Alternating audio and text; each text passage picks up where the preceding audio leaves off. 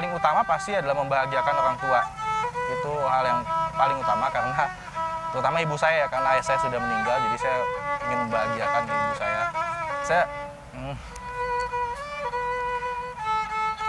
Saya waktu itu tahu kuliah di Unpam ini dari teman saya yang juga sudah kuliah di Unpam.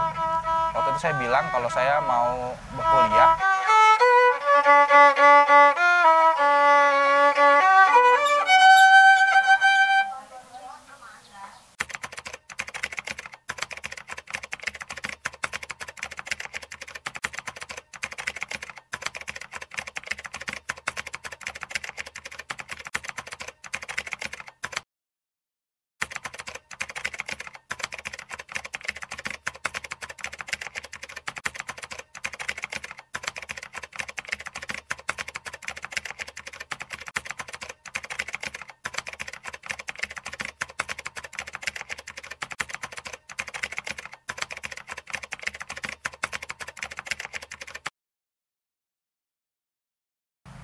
Assalamualaikum warahmatullahi wabarakatuh.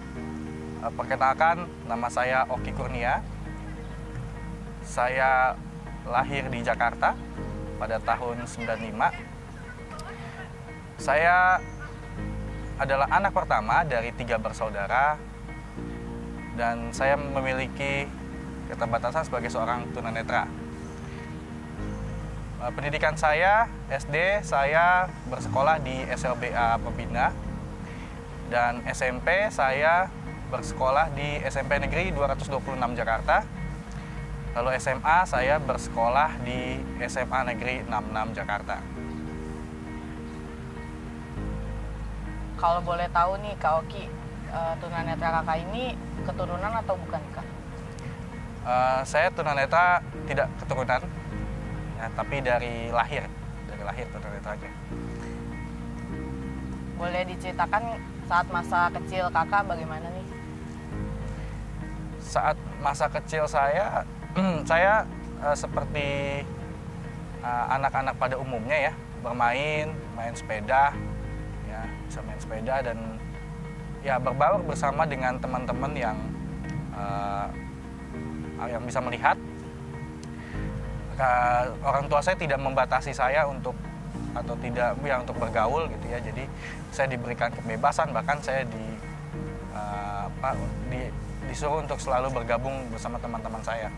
Jadi masa kecil saya cukup menyenangkan, sampai akhirnya saya bersekolah di SLBA Pembina Tingkat Nasional waktu SD, dan disitulah baru saya menyadari bahwa ternyata saya adalah seorang tunanetra. Kalau dari keluarga, untuk memiliki anggota keluarga yang tunanetra, bagaimana nih Kak? Respon keluarga ya, respon keluarga sih aman-aman aja ya. Maksudnya tidak mengucilkan dan tidak respon yang negatif.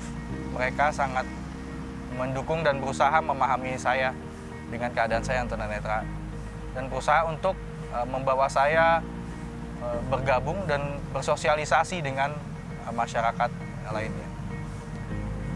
Mengapa Kak Oki berani untuk terus bermimpi nih Kak? Karena menurut saya mimpi itu adalah satu hal yang mudah dan bermimpi itu bisa membuat kita menjadi lebih bersemangat dalam hidup. Artinya dengan punya mimpi, saya merasa jadi hidup saya memiliki tujuan yang mana kalau kita sudah punya tujuan, pasti kita ingin mencapai tujuan tersebut, sehingga membuat kita semangat untuk terus hidup dan memperbaiki diri.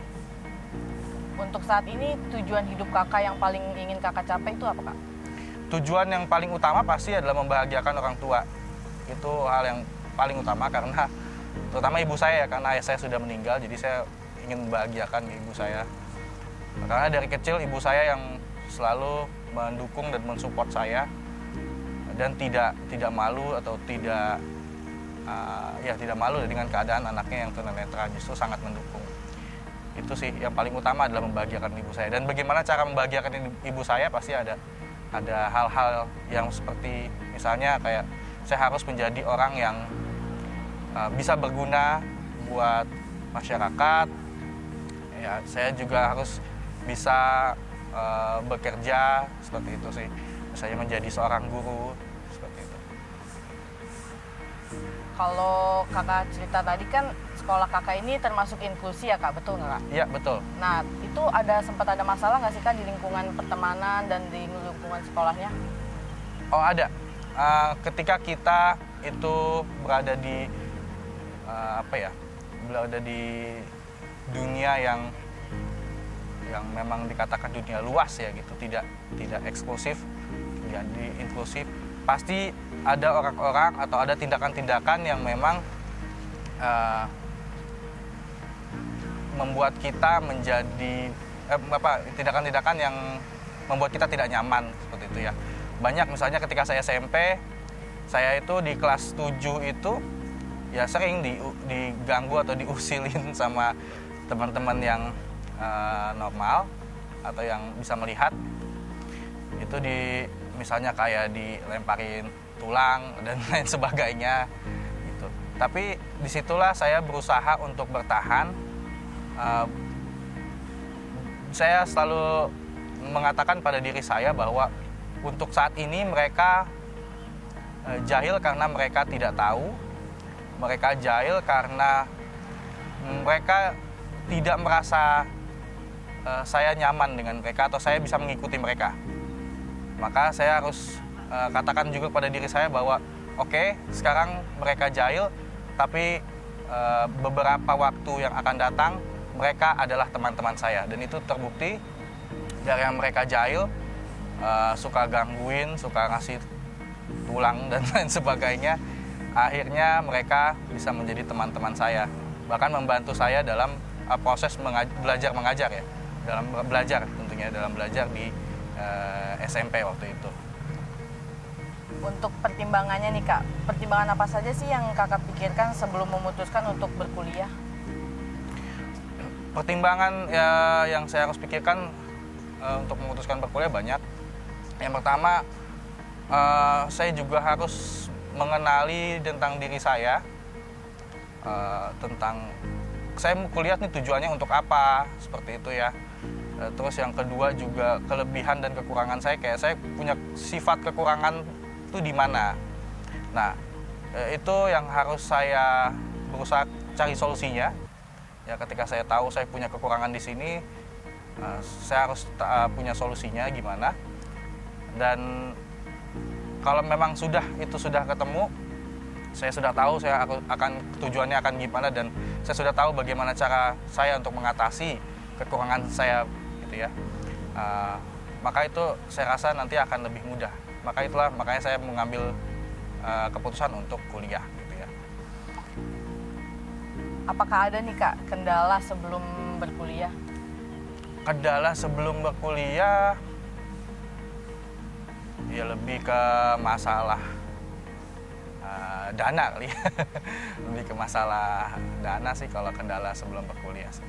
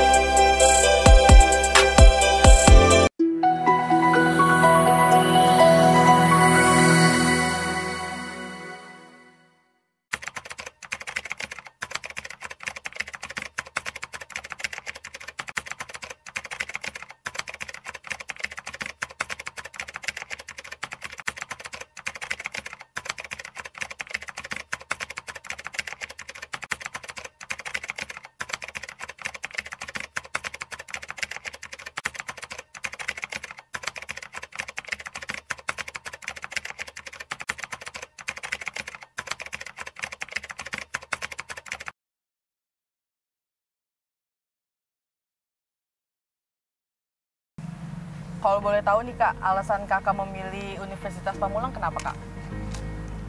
Alasan saya untuk memilih Unpam, yang pertama karena sudah banyak teman-teman saya yang berada di Unpam. Sudah ada beberapa ya, banyak beberapa teman saya yang ada di Unpam.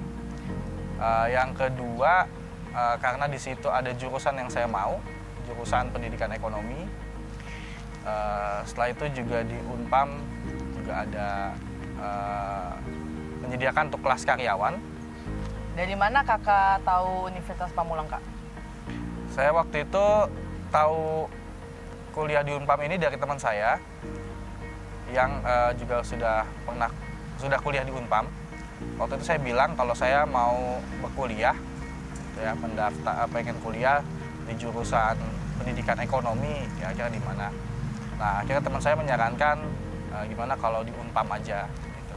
Dan waktu itu kebetulan di Unpam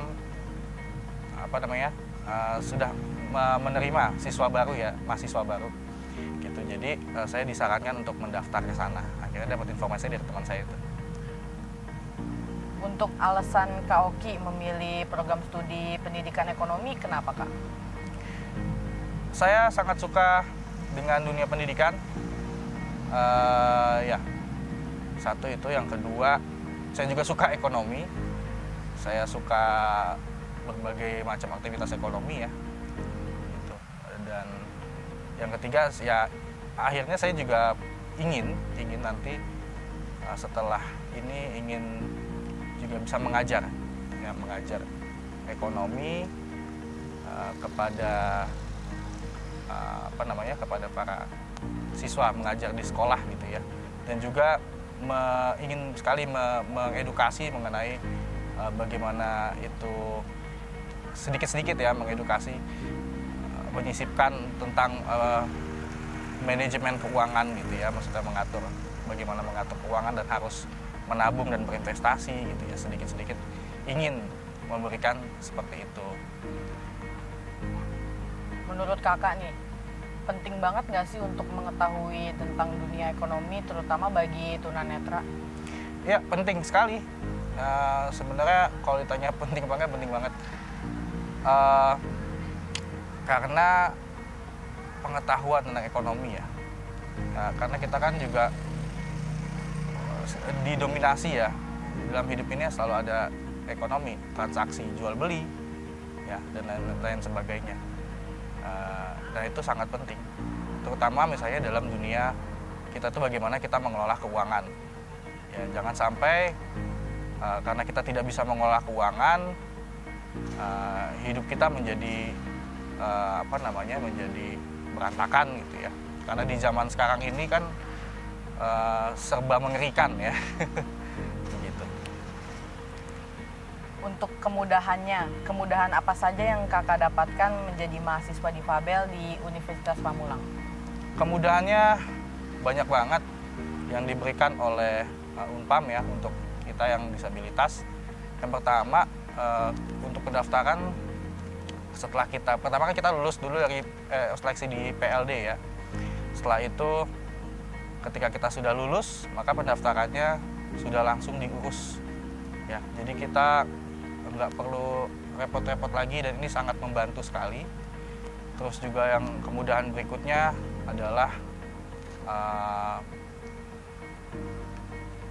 aksesibilitas daripada layanan di Unpam ini sudah lebih baik atau sudah baik ya dibandingkan dengan layanan-layanan yang di tempat lain mungkin. Jadi kita disabilitas nggak perlu lagi terlalu banyak memberikan masukan ya. Mungkin perlu masukan tapi tidak se-effort ketika kita harus memberikan masukan ketika kita berkuliah di universitas lain seperti itu, karena layanan disabilitasnya sudah cukup oke, sudah cukup aksesibel.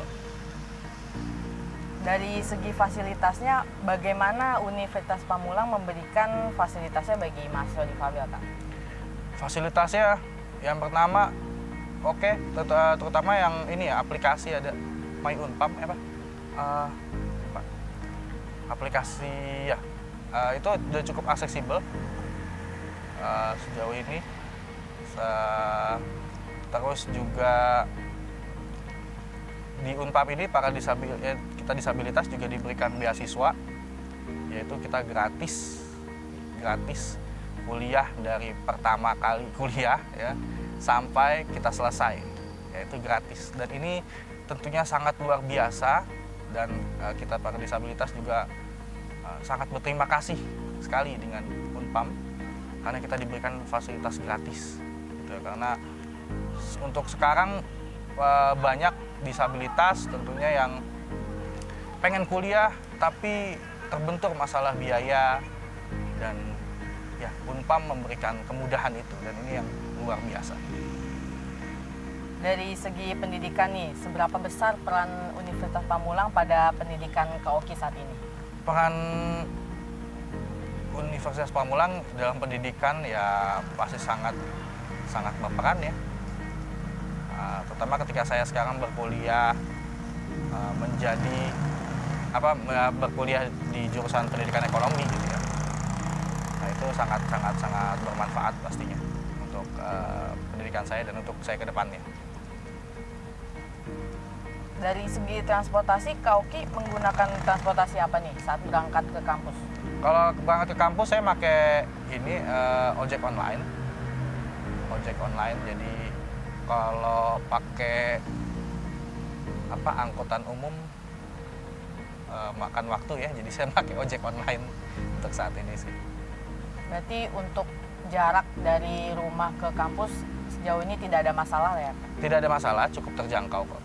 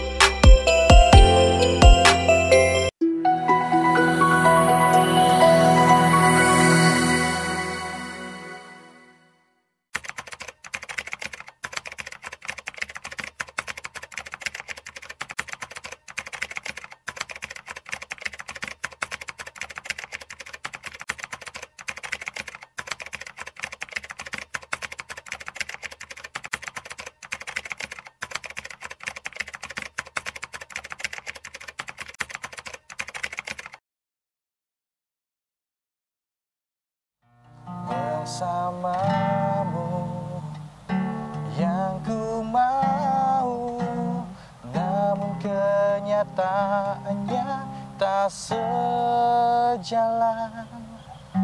Tuhan, bila masih ku diberi kesempatan, izinkan aku untuk mencintanya.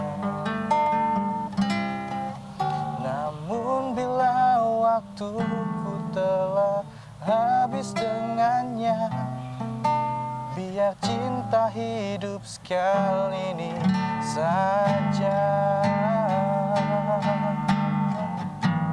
Tak sanggup bila harus jujur, hidup tanpa hembusan nafasnya.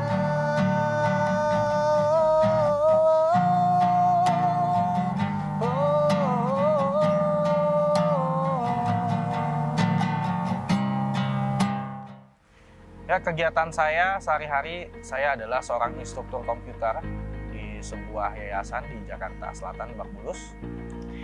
Dan selain itu juga kegiatan saya buat konten juga terus latihan musik. Dan saya juga punya hobi main futsal. Jadi setiap 2 minggu sekali ya itu saya main futsal di daerah Lebak Bulus di GB Futsal. Dan mengenai prestasi saya pernah menjadi juara, dapat medali emas dalam O2SN tahun 2011 di cabang tenis meja, terus dapat medali perunggu dalam Pekan Paralimpik Nasional atau Porcanas dulu masih namanya di Riau 2012, dan dapat medali emas medali perak di Jogja di tahun 2009. Boleh diceritain nggak nih Kak, pertama kali terjun di dunia musik, terus alasan kenapa bisa mengajar komputer gitu? Pertama kali terjun di dunia musik ya, awalnya pertama belajar musiknya dulu itu di umur 6 tahun. Waktu itu saya iseng-iseng belajar gitar, alat musik pertama yang saya pelajari. Itu kok saya jadi tertarik ya gitu. Akhirnya saya latihan terus belajar alat musik lainnya, bass itu dan keyboard itu ketika umur 11-12 tahun. Dan terjun ke dunia musik sendiri di usia saya ke-16 ya. Ke-16 waktu itu memang dipanggil untuk ngejam bareng sama orang-orang yang udah gede, udah dewasa. Dan akhirnya diajaklah untuk ikut acara-acara gitu. Itu kalau tentang musik. Terus kalau mengenai mengajar komputer, sebelum mengajar komputer itu saya bekerja di CMP Niaga sebagai telesales agent ya sebelum itu. Nah setelah itu akhirnya saya berpikir bahwa kayaknya saya lebih suka dengan mengajar ya, karena saya senang berbagi. Jadi ketika saya bekerja di CMP Niaga itu, kalau malam itu selalu ada yang nanya saya tentang komputer gitu ya. Ada beberapa momen gitu ya untuk menanyakan saya tentang komputer, dan saya berusaha untuk menjelaskan. Nah disitulah saya mulai tertarik kok, sepertinya saya lebih tertarik untuk mengajar. Nah akhirnya setelah saya resign dari CMP Niaga, saya bergabung bersama sebuah yayasan di Lebak Bulus, dan akhirnya saya bisa menjadi seorang pengajar komputer dari tahun 2016 Desember sampai saat ini. Untuk musiknya nih Kak, Kakak belajar otodidak atau ada mentornya Kak? Untuk musik, kalau untuk gitar awalnya belajar sama Om yang waktu itu ngajarin. Setelah itu saya berusaha mengembangkan sendiri. Terus kalau untuk yang lainnya, alat musik bass, keyboard dan lainnya ya biola. Bass keyboard itu belajar sendiri. Kalau untuk biola memang diajarin sama temen. Motivasi terbesar apa sih Kak yang akhirnya Kakak memutuskan untuk menjadi seorang pengajar komputer? Motivasi terbesar ya, saya ingin berbagi. Saya ingin berbagi dan saya merasa bahwa mengenal dunia digital saat ini itu sudah harusnya ya semua bisa gitu ya, tanpa terkecuali teman-teman tunanetra. Dan memang pada waktu itu kan masih banyak, bahkan sekarang juga mungkin masih banyak teman-teman tunanetra yang belum bisa mengoperasikan komputer gitu ya. Karena menurut saya dengan kita bisa menggunakan komputer atau laptop, kita bisa mengakses informasi ya dengan cepat, mengakses informasi dengan luas ya gitu, dari berbagai belahan dunia gitu. Jadi tunanetra juga harus update dengan info-info terkini. Tunanetra jangan sampai kekurangan info atau kurang update ya bahasanya. Jadi saya ingin sekali bisa ya, bermanfaat untuk teman-teman tunanetra lainnya, dan bisa memberikan mereka ilmu pembelajaran komputer sehingga mereka bisa jauh lebih berkembang dan lebih update dengan teknologi terkini. Kalau boleh tahu nih Kak, sistem pengajaran yang Kakak berikan itu seperti apa Kak? Atau online atau offline gitu Kak?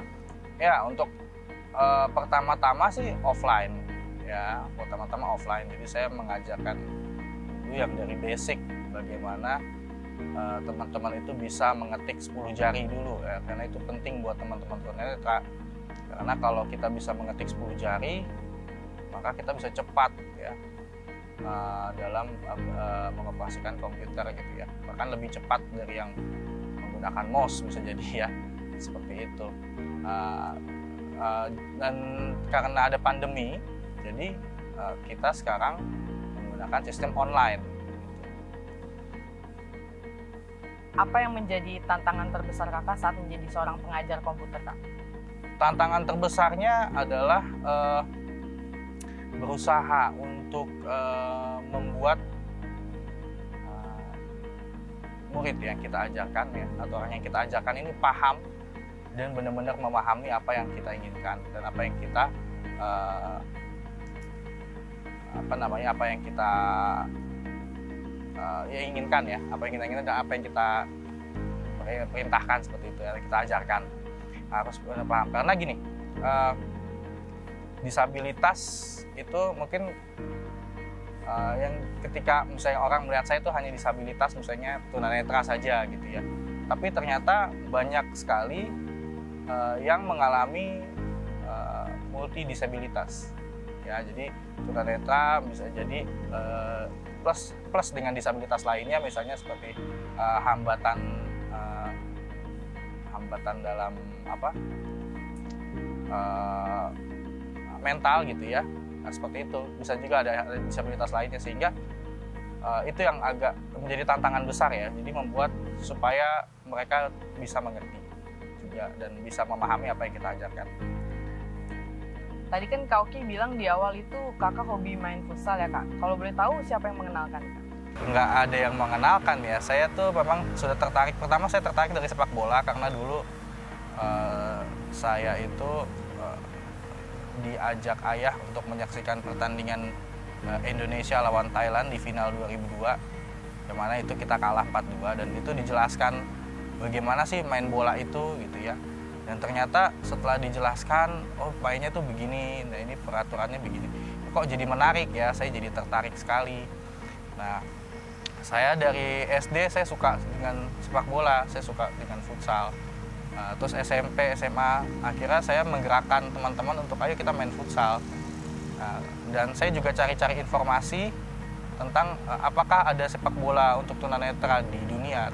Ternyata ada, dan kebetulan juga waktu itu di tahun sekitar 2016 ya, saya lupa, sekitaran situ, saya juga dapat undangan untuk mengikuti pelatihan juga yang diadakan oleh sebuah komunitas gitu. Nah, pelatihannya itu diantaranya adalah tentang sepak bola tunanetra. Di situ mengundang coach dari Austria, ya kalau nggak salah dipanggilnya Coach Igor. Nah, itu dia menjelaskan kepada saya ternyata di dunia itu ada sepak bola tunanetra. Cara mainnya begini, 5 lawan 5, yang satu itu kipernya itu harus melihat, nah yang 4 itu harus ditutup matanya. Nah, dari situlah saya semakin semangat untuk saya ingin sekali main futsal ya, atau main sepak bola tunanetra ini. Dan saya berharap kalaupun saya nanti tidak menjadi pemain sepak bola tunanetra, saya berharap generasi-generasi saya seterusnya atau penerus saya berikutnya itu bisa untuk berkiprah di internasional. Assalamualaikum warahmatullahi wabarakatuh. Perkenalkan, nama saya Lisnaini. Saya orang tua dari Oki Kurnia.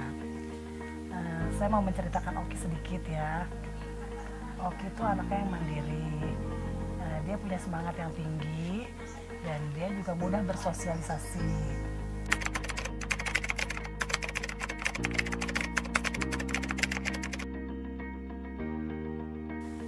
Saat kecil tuh Oki waktu senang berolahraga, terus dia juga suka bermain musik.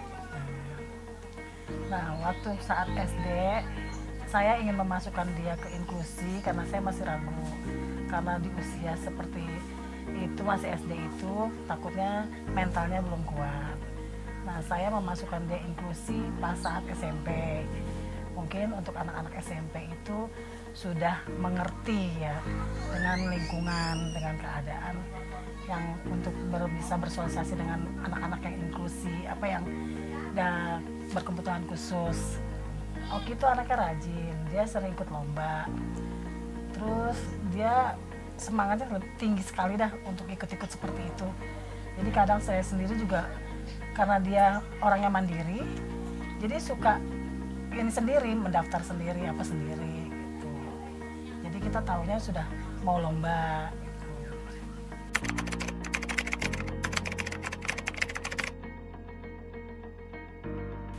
Yang paling berkesan, lombanya banyak ya sebetulnya. Yang sering keluar kota itu, misalnya kayak ke Papua kemarin PON ya, itu sangat seneng banget, itu berkesan banget buat saya. Dia bisa, walaupun dia tidak bisa membawa ibarat kata medali atau apa, tapi itu udah kebanggaan tersendiri buat saya, dia bisa mewakili Jakarta. Pesannya ya semoga Oki tambah sukses, ya sehat selalu gitu kan. Apa yang diinginkan, dicita-citakan tercapai, bisa membanggakan orang tua dan semua orang bangsa dah gitu. Apa nih rencana kedepannya Kak Oki setelah lulus dari Unpam? Rencana saya ke depannya setelah lulus dari Unpam, saya pengen mengajar ya, pengen mengajar di sekolah-sekolah gitu sih. Untuk saat ini ya, baru itu rencananya, makanya saya mengambil pendidikan ekonomi. Ada juga nggak sih keinginan untuk menjadi seorang pengajar musik tunanetra? Keinginan untuk menjadi pengajar musik tunanetra ada ya, sudah pernah saya lakukan juga waktu itu, tapi waktu itu saya lakukannya ini, saya mengajar teman-teman yang waktu itu bersekolah di ini ya, sekolah khusus apa, sekolah yang tidak mampu, saya lupa namanya apa, tapi saya mengajar waktu itu di situ, dan saya juga merasa senang sih. Intinya saya mengajar, saya sangat senang mengajar ya, mengajar musik ataupun juga ya mengajar komputer atau pengajar ekonomi misalnya, saya senang karena saya suka mengajar. Ada nggak nih pesan yang ingin kakak sampaikan ke seluruh mahasiswa difabel maupun mahasiswa non difabel yang saat ini berkuliah? Ya, untuk seluruh mahasiswa yang disabilitas, tetap semangat. Kita harus bisa memaksimalkan apa yang telah Unpam berikan kepada kita, berikan kemudahan-kemudahan ya. Di antaranya adalah kita digratiskan atau mendapat beasiswa gratis ya untuk berkuliah atau menempuh pendidikan di Unpam sampai dengan kita lulus. Jangan pernah sia-siakan dan berikan yang terbaik untuk Unpam. Dan untuk mahasiswa lainnya juga tetap semangat, dan intinya ketika kita sudah berada di Unpam, kita adalah sebuah keluarga. Jadi mudah-mudahan teman-teman yang mahasiswa yang non disabilitas juga bisa berbaur dengan atau bisa mengajak teman-teman disabilitas untuk bergabung, dan ya intinya lakukanlah sesuatu hal yang terbaik untuk Unpam.